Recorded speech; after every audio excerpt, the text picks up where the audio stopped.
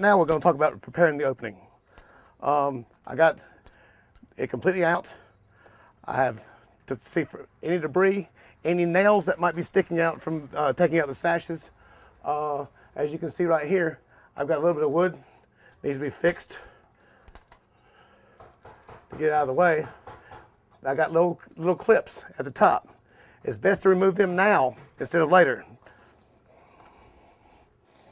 In order to do so, just take a chisel, get it on the side, just get them out.